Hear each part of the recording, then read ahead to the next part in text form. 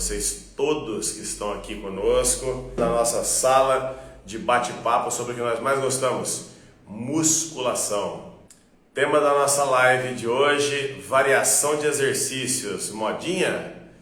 Vocês têm visto por aí muitos exercícios sendo aplicados essa semana. Alguém me mandou aqui a pedidos para eu explicar o exercício de elevação lateral feito na polia. Todos vocês viram. Pediram para eu explicar o porquê daquele exercício. E aí fiz lá um stories curtinho, rapidinho, falando o benefício do exercício, né? Antes mostrei uma foto do Dorian Yates, excelente Mr. Olympia Dorian Yates, fazendo um fly na máquina, um braço na tipóia, treinando o outro braço, e pedi para todos comentarem aí a validade, né, a aplicabilidade daquilo. Existem exercícios que são básicos. O que é básico? O básico é empurrar, puxar e agachar. Dentro desse universo resumido, né, de empurrar, puxar e agachar, nós temos os exercícios de empurrar, supino e todas as suas variações, reto, inclinado e declinado. Nós temos flying com dumbbells, né, ou supino com dumbbells, como muita gente mostra, nas suas variações, inclinado, reto e declinado, e acaba. Né? O resto já não é mais básico, são máquinas que imitam o básico, ou então exercícios acessórios. Dos exercícios de costas, tudo é básico, todas as puxadas, frente, costas e com triângulo, e todas as remadas são básicos também, pronada, supinada, aberto, fechado, porque são multiarticulares. Os exercícios de costas que não são básicos é o pull down e o deltoide posterior no pec deck invertido, só. No agachar, entra todas as variações do agachamento. Então, quando eu falo assim, agachamento sumô, agachamento básico, hack, leg press, são exercícios básicos. E eu considero ainda o afundos, né, e o búlgaro, pois são exercícios multiarticulares. Estamos juntos? Você variar entre os básicos, né, um treino você fez o agachamento básico, no outro você tira o básico e bota o hack, né? Ou então troca a ordem entre os básicos, tá tudo certo. Mas quando você sai do básico e bota um exercício, por exemplo, vamos falar de perna, né?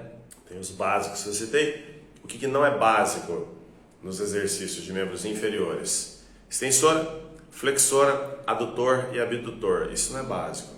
Tem outros do tipo cice, né? Mas vamos ficar uma coisa mais simples para todo mundo participar da discussão. Para o fisiculturismo, competitivo ou não competitivo, não importa. A extensora e a flexora são obrigatórios, logo exercícios básicos. Você não vai conseguir fazer um excelente trabalho se você não fizer o uso de uma pré-exaustão usando a cadeira extensora, ou depois de ter morrido de tanto fazer leg press e agachamento, ir lá para a extensora e finalizar fazendo, né, que seja unilateral, com um pouco menos carga, não importa, mas você vai precisar fazer. Não tem outra opção. O mesmo é válido para membros superiores. Veja bem, você não vai conseguir fazer um excelente trabalho de peito fazendo supino reto, supino inclinado. Dá para fazer isso eventualmente? Dá sim, mas assim, é produtivo fazer isso? Eu montar um treino, manter o meu treino no supino reto e no supino inclinado? Poxa, eu posso começar o meu treino pelo crossover, pelo pec deck, que vai cansar meu peitoral, eu consigo encurtar bastante a fibra enquanto eu estou descansado e exigir bastante da origem do músculo, aplicar um estresse metabólico bom ali. Ou então, depois que eu morri de fazer força no supino, eu posso ir lá no crossover e fazer mais algumas repetições para impor um pouco mais de estresse mecânico nas fibras, para gastar um pouco mais de glicogênio dessas fibras musculares. Portanto, eu não consigo montar um treino, ninguém consegue montar um treino bom, pensando na hipertrofia muscular, se não raciocinar que esses exercícios são obrigatórios, eles têm que estar lá na série. Tudo bem até aqui? Agora vejam, há exercícios que de fato não têm justificativa. né? Tem um exercício que a turma faz, que é aquela guilhotina, todos conhecem? Pega o peso aqui, ó. Empurra e volta, empurra e volta.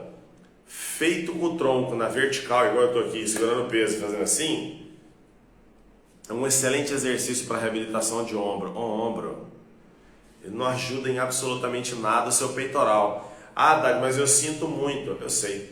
O que você está sentindo ali é isquemia. Isquemia, de tanto fazer força com o peitoral, está isquêmico.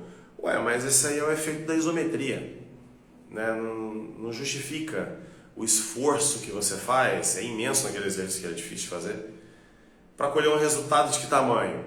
Agora, veja bem, eu posso pegar um exercício que não presta para nada e torná-lo ponto-chave de uma série? Pode, vou explicar.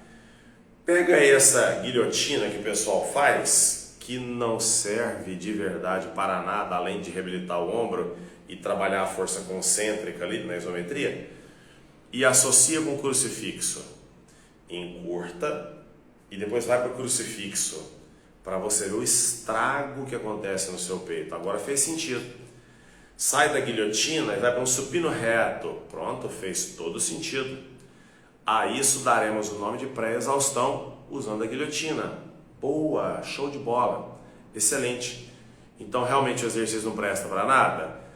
Para o cara que é leigo, que nunca pisou na sala de musculação, quando você mostra a guilhotina, ele diz, não presta para nada. Cara, quem não presta para nada é uma pessoa dessas dentro da sala de musculação. Imagina, saiba como mexer as peças dentro do tabuleiro. Mais respeito. Tem muita maneira de você colher bons frutos usando as técnicas apropriadas. Posso dar um exemplo? Todo mundo aqui já sentiu uma dorzinha no tendão da cabeça longa do bíceps, no manguito rotado. Todo mundo. Se tiver gente que treina sério aqui, com certeza já sentiu. Não é porque treinou errado não, gente. É porque estava empolgado, pôs muita carga, ou então estava cansado demais do dia, foi lá e manteve o ritmo de treino, enfim. Não interessa o que foi que fez você sentir dor. Eu, que sempre treinei muito certo, tem dor para todo lado, imagina, isso aí é normal, né? Não é aceitável seus alunos, mas nós que temos no histórico, deixa quieto, né? Agora veja, imagina se você me conhece naquela época que você estava com dor e seu peitoral caindo e eu viro para você e falo assim, queridão, essa é a guilhotina e agora vamos fazer crucifixo, então vamos para o supino. Você tem um treino espetacular, maravilhoso para o seu peitoral, com estresse no ombro baixíssimo, porque nós vamos usar menos carga, entende? Então assim, dá para você fazer um trabalho muito bom usando esse exercício que a galera fala que não presta para nada. Tudo bem até aqui? O que não dá muito certo é a pessoa querer inventar moda, né, as modinhas no exercício. Vou explicar para vocês. Quando você toma a posição de fazer um crucifixo reto com os dumbbells, e aí eu vejo a pessoa que assim, alonga lá atrás com o peso, traz o peso aqui embaixo e volta, meu amigo. É um excelente exercício de reabilitação de ombro, sério. Eu não vou tirar o mérito desse exercício, imagina.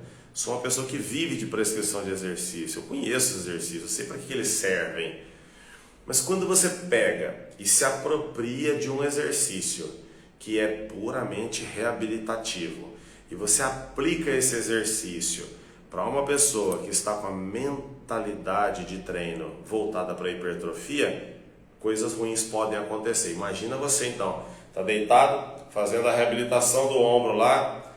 Vocês entenderam esse exercício, né? Claro que vocês sabem que exercício é esse. Deitou, deitado, posição de fazer crucifixo, você alonga, traz o peso na frente da cintura, volta lá atrás. É um trabalho de reabilitação. E aí você pega e associa isso com um exercício básico. Para que serve esse movimento aqui que ele é feito? Amigos, isso aqui é o que a gente chama de estabilização dinâmica do ombro. Você está calibrando ali o peitoral junto com o córaco braquial, com um pouquinho de serrátil anterior, com a cabeça longa do bíceps. Tá entendendo então? Um pouco do peitoral menor ajudando a estabilizar o tórax pelas costelas. É um trabalho de estabilidade.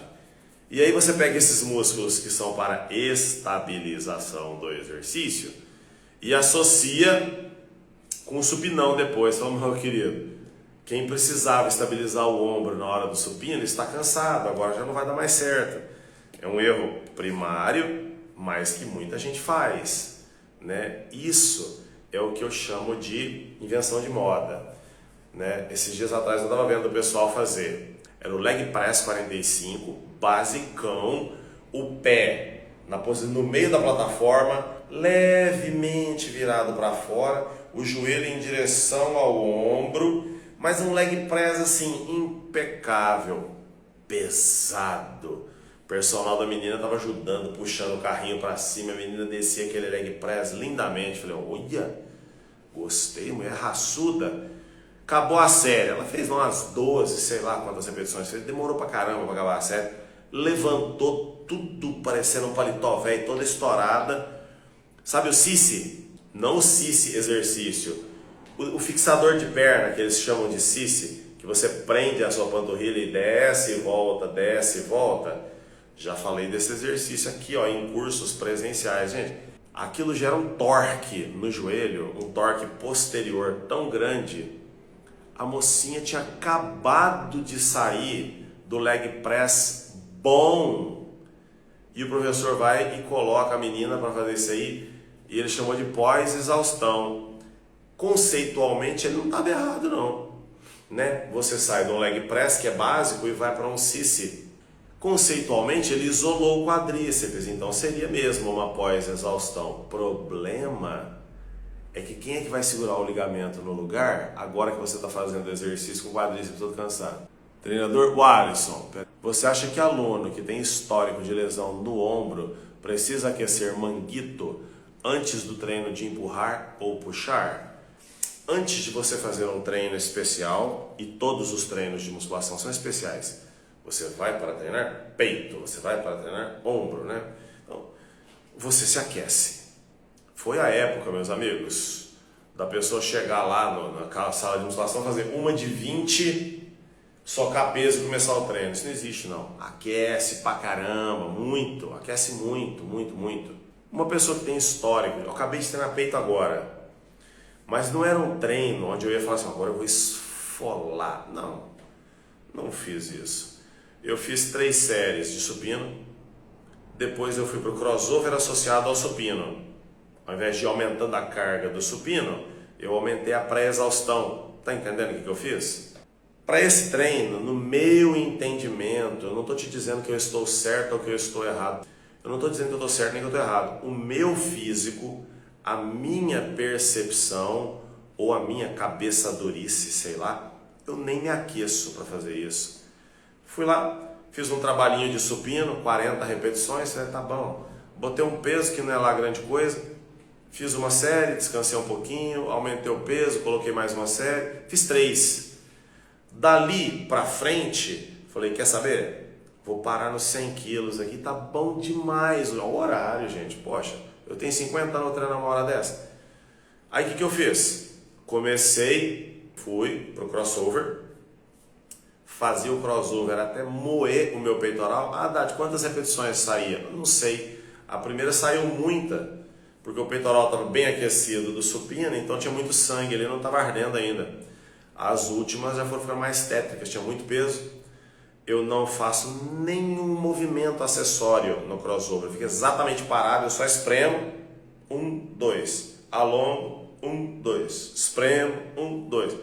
E hoje estava bom para fazer o crossover, né? O tendão estava bom, estava tudo certo, eu coloquei quase todos os pesos, aí saía dali e ia pro supino, voltava lá pro supino e mandava ver. Então nem me aqueço para fazer um trabalho desse, porque esse já é o aquecimento, né? Ter feito a série de supino. Agora quando eu vou treinar peito, eu falo assim, hoje eu vou fazer exercício pra caramba. Hoje eu vou fazer exercício inclusive em ângulos inclinados. Normalmente eu alongo os dorsais, eu alongo o peitoral, eu aqueço meu cotovelo fazendo exercícios de tríceps, eu aqueço o meu ombro fazendo elevações, elevação frontal, desenvolvimento, um pouco de manguito também. Mas entenda, o aquecimento ele vai ser proporcional à exigência do trabalho que vai ser feito. Tudo bem? Tá. Na literatura, saiu um artigo muito bom uma vez de uns gregos, 2011, se não me engano. Eu já não lembro mais. Toda aula minha tem essa danada desse artigo. Um grupo treinou o manguito numa máquina da Cybex e o outro grupo fez barra, flexão, desenvolvimento. Eles foram testados na máquina da Cybex, entendeu? O grupo que treinou na própria máquina que fez o teste não teve vantagem nenhuma em relação ao grupo que fez barra e flexão. Por causa desse artigo, algumas pessoas, de uma maneira muito rasa, e o conhecimento ele não pode ser raso, gente, você tem que ir aprofundando, aprofundando, aprofundando. De uma maneira muito rasa, generalizaram que não presta para nada fazer exercício de rotação lateral nem de rotação medial. Isso não é verdade. Você não tem bola de cristal para saber isso. E se basear em atletas do passado, os caras do passado não faziam esse exercício. Não mesmo, estava lá. Né? Porque o Schwarzenegger, apesar de quase tudo que ele fala em relação à musculação é meio cascata, mas assim, o cara falava que fazia 3 horas de musculação por dia. Que jeito que você acha que era o aquecimento deles? Você acha que era pouca coisa? Entende? Assim que... eu nunca vi um grandão fazer esse exercício. Mas você já viu um grandão treinando? Você foi parceiro de treino dele, acompanhou tudo? Porque eu tive essa oportunidade na minha vida de treinar com pessoas muito mais pesadas do que eu. E os caras, assim, extremamente cuidadosos. Cuidadosos com alongamento, cuidadosos com aquecimento, cuidadosos com a técnica. E já treinei com os cavalos também, que é o famoso marombeiro. Que você olha e fala, nossa, meu Deus do céu. O cara fez 1 milhão de repetições e nenhuma serviu para nada. Haddad, olha o tamanho do cara. Não, gente, eu não estou questionando resultados. Estou questionando aplicabilidade. Vou explicar melhor. Se dentro de uma empresa, para que aumente a produção, você precisa cortar o pessoal e você corta a mocinha do café, achando que o pessoal da produção é mais importante que a mocinha do café, eu quero ver tua empresa funcionar sem um cafezinho para os caras beberem. Você não tira coisas que são essenciais porque naquele instante elas não são prioritárias. Entende? A mocinha do café pode não estar diretamente relacionada com a produção, mas ela está diretamente relacionada com o cafezinho, que gera um bom funcionamento de tudo. A mesma coisa é o aquecimento. Se a pessoa sente um conforto a mais ao trabalhar o manguito rotator, comparando com ela mesma sem fazer o manguito rotator, sempre é você. Não adianta, porque os grandões não fazem. Você é grandão? Eu nunca vi o Ronnie Coleman fazendo isso, e você é do tamanho dele. Por acaso você treina como ele, come como ele, tem a vida dele, tem a mentalidade de atleta dele. Você é só um marombeiro querendo causar confusão na internet. Tudo que se refere não apenas à nossa realidade aqui da musculação. Escuta o titio agora. O titio tem 50 anos, conversando com vocês. Em relação à tua vida, tudo é uma questão de para quê, para quem e quando. Haddad, eu posso fazer isso? Queridão, poder. Você pode tudo. Acontece que tem algumas coisas que não convém fazer, como diria o apóstolo Paulo. Entendeu? Pode tudo, só que eu acho que você não deve. Entende? Então, voltando à sua pergunta, se eu acho válido fazer aquecimento de manguito rotator para quem tem histórico de lesão em manguito rotator, sim. Até que ele mesmo, o lesionado, te deu feedback, te fala assim, cara, tô me sentindo tão bem, acho que não preciso mais disso. Ok, grandão, você está falando e está falado. Não é tão difícil depois que a gente conta a fórmula para as pessoas, né? Quando você pega variações de exercício, esses dias eu estava vendo uma pessoa fazer o tríceps pulley com a pegada supinada. E aí eu falei assim, bom, esse exercício é difícil de fazer, nossa, Haddad, mas olha, pega demais na cabeça lateral do tríceps. Não pega, não pega, isso não acontece, não existe isso. Veja bem, é um tríceps, não é um tricaudado. Desculpa, um policaudado, não é tricaudado. É um tríceps, ou seja, tem 3 origens, mas é uma inserção só. Você fica virando a posição da mão para lá e para cá, não muda o olecrano, entende? Se você vira a mão supinada ou pronada, o que muda é que, na verdade, para você pegar supinado, seus cotovelos ficam mais fechados. O fato dos cotovelos estarem mais fechados gera um posicionamento melhor das 3 cabeças do tríceps. Porque quando você faz ele com os cotovelos para fora, e é o que normalmente acontece, né? Você põe carga, por favor, estou falando de treino de gente grande, tá? Cara que tem braço e dorsal. Quando ele puxa para fazer o tríceps, o dorsal abre e o tríceps empedra. Quando ele empurra, gente, pelo amor de Deus, não vem falar para mim que você vai virar para um cara de 105 quilos e vai falar para ele assim, fecha o cotovelo, e ele vai dar conta de fechar. O dorsal do cara parece uma asa delta, como é que fecha o cotovelo, gente? Não tem cabimento um negócio desse. E aí quando você pede para ele fazer supinado, obrigatoriamente ele joga o braço mais para frente, para caber na frente do dorsal, e aí ele tem uma percepção na cabeça lateral do tríceps e tal. Treinador Alisson, cirúrgico Haddad, compreendi. Querido, obrigado. Você não lembra de mim, mas já fui a cursos seus em Uberlândia, moro em Florianópolis. Venha dar curso aqui, você é uma referência para mim. Obrigado, irmão. Ser uma referência para um colega de trabalho, acima de tudo, é um privilégio, uma honra para mim, né? É muito mais do que eu pedi e certamente é mais do que eu mereço. Mas faça uma mobilização aí em Floripa, eu vou demais. Ixi, tranquilamente, faz parte das coisas que eu gosto de fazer na vida, é viajar para falar para as pessoas sobre a musculação que eu amo. Amigos, algumas coisas que não cabem nas variações. Pô, Haddad, mas você está falando mal do tríceps pulley? Vou explicar. Os flexores do carpo são muito poderosos. Os extensores do carpo não são tão poderosos. Então, quando você supina a sua mão e você tenta fazer o exercício, ele fica tão difícil, não é porque mudou alguma coisa no tríceps, é porque você perdeu o suporte dos flexores, dos poderosos flexores do carpo. Você já viu parafuso de apertar ao contrário? Não tem. Porque você tem força para apertar assim, usando os flexores. Abrir maçaneta, girar uma chave, sempre é nos flexores. Ao contrário, não dá muito certo. Mais do que isso, a carga que você vai dar conta de trabalhar é pequena. Será que essa carga é suficiente para o seu tríceps hipertrofiar? É uma pergunta para você refletir.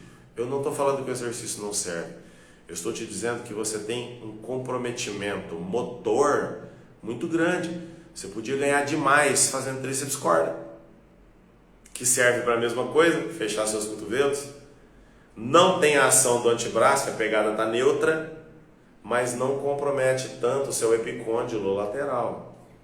Se você põe na balança essas variáveis aí, você vai ter uma conclusão. Eu não vim aqui para concluir para você. Eu vim aqui para te mostrar coisas que talvez você não tivesse pensado e agora você ouvindo, você, pô, pensando bem, tem coisa melhor para ser feita, né? Existem muitas variações de exercício que quando eu observo, eu falo assim, nossa, demora para montar, chato de fazer pra caramba, vai 15 minutos do treino da pessoa, a pessoa foi na academia para treinar 1 hora, 1/4 do tempo ela ficou fazendo aquele exercício chatão, percebe? Poxa, não era melhor você pegar esses 60 minutos que a pessoa disponibilizou e fazer exercícios verdadeiramente mais voltados para o caso dessa pessoa?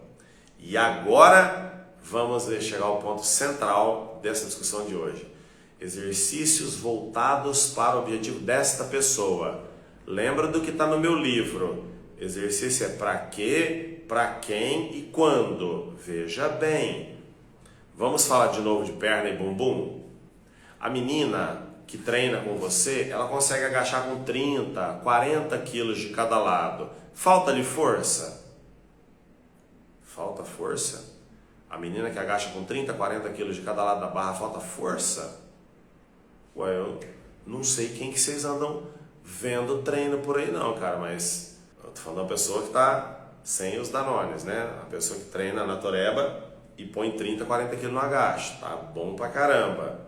Você acha mesmo que essa pessoa, ela precisa ficar só nos básicos? Sai do agachamento, vai pro hack, sai do hack, vai pro leg press, sai do leg press, vai fazer afundos.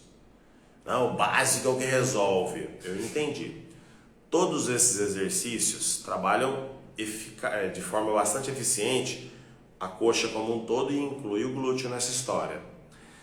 Mas vamos individualizar. Essa mulher tem 5, 10, 12, 15 anos de musculação nas costas e o bumbum dela tá mais ou menos. É duro, mas assim, não é bonitinho. Não tá aquela coisa, ok? Só tá durinho, de tanto fazer agachamento, de tanto fazer exercício e tal. Será que para essa pessoa especificamente, você pegar os exercícios específicos de glúteo, que seja na caneleira, no cabo de aço, coice, enfim, e você exigir dessa pessoa com esses exercícios, abre aspas, que isolam o glúteo, não vai ser uma estratégia fantástica? Diferente de você pegar uma menina que não tem nada, o agachamento dela tem 10 quilos de cada lado, é 1/3 da força da grandona, e você querer que ela faça caneleira. Mas, meu amigo, falta tudo ainda para essa pessoa.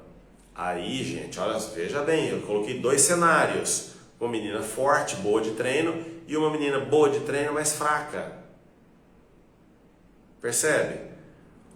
A variável aqui não é ser boa de treino, as duas são. É que uma é forte, a outra ainda vai ficar forte. Para essa garota que vai ser forte, você, treinador, tem que ficar focado nos agachamentos, nos leg presses, nos básicos. Haddad, eu tenho uma aluna que só faz básico e o bumbum dela é lindo. Ué, paciência. Paciência. Eu, enquanto competi, não fazia exercício de bíceps jamais. Treinava lá uma vez no mês, assim, e a minha rosca tinha 15 quilos de cada lado. Eu fui treinar braço depois que eu virei tiozão. Que aí o meu treino de dorsal já não era mais aquela Brastemp. Aí eu comecei a treinar braço, porque começou a virar uma mochiba. Eu estou te dizendo que o treino de costas vale o treino de braço? Não. Estou te dizendo que eu tinha uma genética violenta para bíceps. Entendeu? Então não tinha preocupação. Essa menina que você vê agachando, fazendo leg press e o bumbum dela é bonito, não tem nem mérito nisso, é muito da genética dela, da técnica que ela consegue fazer para o agachamento dela, entende? E já vou até adiantar para você não precisar nem buscar em outro canal. Meninas que têm o tornozelo duro, vou repetir, meninas que têm o tornozelo duro, para agachar, elas têm que inclinar o tronco muito à frente. Elas perdem um pouco do torque no quadríceps, mas o glúteo fica espetacular. Você acha que foi o agachamento? Não, é uma especificidade dela. Aquelas meninas que o tornozelo é muito flexível, elas vão fácil, lá embaixo e volta. O tronco desce retinho, sobe retinho. Coloca ao lado da menina de tornozelo duro e vê qual das duas tem o bumbum mais bem trabalhado. Percebe? E ainda assim, diferentes meninas vão precisar de diferentes complementos no exercício. Não é uma questão dela falar assim, eu adoro fazer esse exercício. Não. É ela ter feito o exercício uma vez na vida e no dia seguinte ficou muito dolorido. Durante a execução do exercício deu muito pump, o bumbum dela inchou muito, ficou muito redondo. E você, que não é bobo, olhou na hora da execução e falou assim, nossa, treina a bunda dessa mulher aí toda semana, dessa vez eu pus esse exercício, olha só, para parar um copo ali em cima, anota. Olha, o tiozão é sempre assim, fala anota, né? Hoje em dia a nota é assim, né? Digita lá no celular. Tome nota, fulana das couves fez, sei lá, caneleira no treino de segunda-feira e deu um pump monstruoso. Ela chega na quarta e fala, e aí, como é que ficou o bumbum? Nossa, doeu demais. Ó, agora não, os caras que dizem que trabalham com musculação no Brasil hoje em dia, eles têm síndrome de mãe de Ná. Sai no artigo, eles querem adivinhar o corpo inteiro das pessoas. Eu falo, gente, não é assim que funciona não. O artigo ele te mostra ali um pouco de ciência, se for artigo de revisão, meta-análise, mostra uma verdade científica, mas verdade científica e verdade que está na prática são coisas tão diferentes. Por favor, gente, estejam mais atentos ao verdadeiro conhecimento. Vocês de verdade precisam estar atentos, primeiro, sim, às informações científicas, mais do que isso, estejam atentos às respostas que o corpo do seu aluno te dá mediante diferentes estímulos. Aí sim, você pode pensar que para aquele semestre daquele seu aluno, não, talvez até para aquele ano de treino daquele seu aluno, daquela sua aluna, essa técnica que você usou está sendo muito boa. Para sempre vai dar certo? Talvez. Porque a pessoa vai ganhando força naquele movimento, cada vez o movimento vai ficando melhor, cada vez ela consegue mexer com mais carga, gerar mais tensão. Então assim, existe uma chance de verdade do exercício ficar bom e do músculo responder porque o exercício ficou bom. Mas isso vai ser verdadeiro para sempre? Nada, nada. Vou dar um exemplo aqui, ó, tranquilo para vocês. O cara começa a fazer elevação lateral, tentando melhorar o deltoide. E o deltoide começa a melhorar. E a força também começa a melhorar. E ele começa a trabalhar com cargas melhores. Com cargas melhores, o deltoide dele melhorou mais. O deltoide dele melhorou mais e a força também, ele colocou mais carga. A chance desse aumento de carga, se não for balizado, nem vou falar periodização, mas se não tiver a boa percepção, uma conduta reta na hora de prescrever exercício, observando o cansaço da pessoa, poxa, ontem ele morreu, fez supino com quase 200 quilos, hoje ele vai treinar ombro, tá pesado pra caramba, será que era o dia de fazer pesado? Aí ele sente uma dorzinha no ombro dele, pronto. Já começamos a ter as perdas que normalmente acontecem. Então assim, não é porque está dando certo que sempre vai dar certo, tá? Glúteo caneleira, Haddad, sinceramente não esperava te ver defendendo o glúteo caneleira, mas faz sentido quando testado de forma empírica. Ô treinador, eu não imaginava você assistir uma live e achar que eu defendo alguma coisa. Eu defendo exercícios, eu dou aula, irmão. Estou te dizendo uma possibilidade de raciocinar de forma nova o exercício, mas continue acompanhando e vamos amadurecendo o pensamento. Talvez você ouviu uma coisa fora da época correta. Amigos, vou deixar a live salva para vocês, nós ainda vamos nos falar mais essa semana. Fiquem com Deus e um par de dumbbells.